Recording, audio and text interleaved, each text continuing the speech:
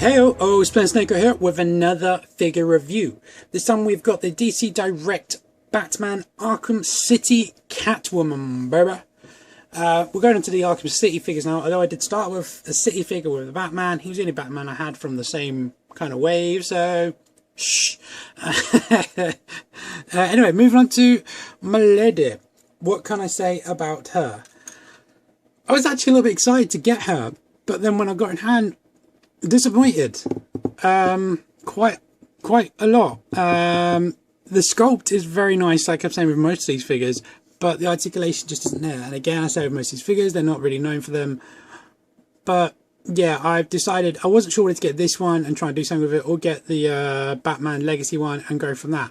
I've now decided definitely going to get the Legacy one and use that one, as it's just seems to blow this one out of the park. Well, I say we'll wait till we get one and see.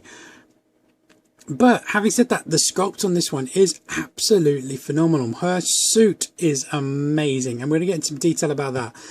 The gripe I've had about with this figure is these are an incredibly soft rubber. You can see I can bend and flex that as no tomorrow. And her hand was really tight. I've had to actually heat it up and then put a paintbrush in there just to loosen up, because I could not get them in there.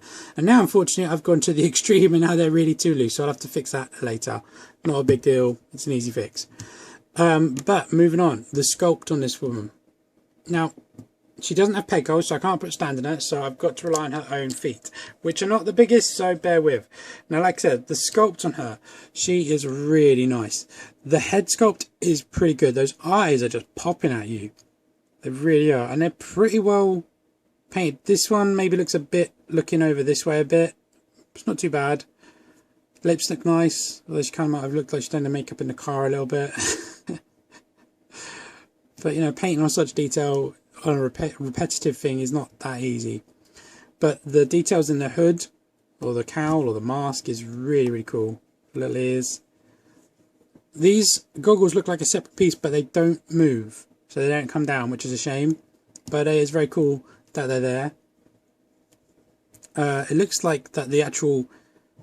I'm just looking at it, and it looks like the suit is a completely different piece to the chest, because the paint scheme on the flesh is actually really nice. And now I'm just not using that excuse to stare at her boobies, I'm just saying it. It does definitely look like they're two separate pieces, so it's interesting they've done that.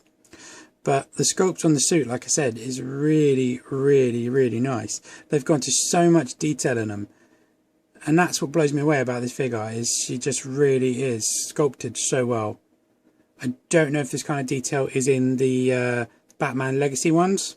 We shall wait and see. I'm definitely getting one of them. But like I said, just really nice. The detail is absolutely amazing. The paintwork also is really nice. She's got this like black plastic with a light grey kind of dry brush over maybe.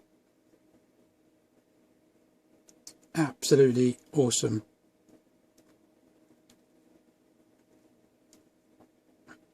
I'm not sure what else I can really say about the detail on it. She is really nice. Let's go over her height and then her articulation. She stands just over 6.5 inches. Yeah, probably just over 6.5 inches tall. Next to the bats. She's pretty good in line with them. I don't have Harlequin, or the only other female characters I've got is Poison Ivy, and who I'm going to be doing next is Talia. So pretty good female size. And articulation. The head is on a ball, but it's kind of weird because of the angle of her body and the angle of her head. I can't go that way at all. I can come this way a bit, but not that way. Forward a little bit, back a little bit, and then rotation is hindered by the collar. So from there to there. Shoulders are on ball discs. They can go up. Mine only go up that much, and I kind of want to spring back down. So not really great range there.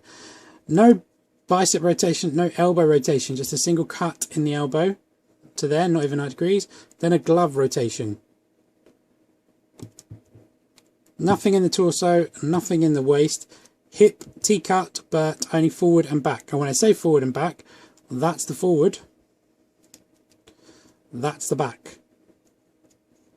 This one even more. Look at that. It's kind of bad when a figure can go take her leg back further than she can go forward.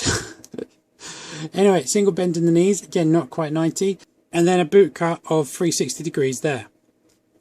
So all in all, the articulation isn't really much there. She does have like heeled shoes, but they do seem to want to stand a bit better than some of the other ones that we've got.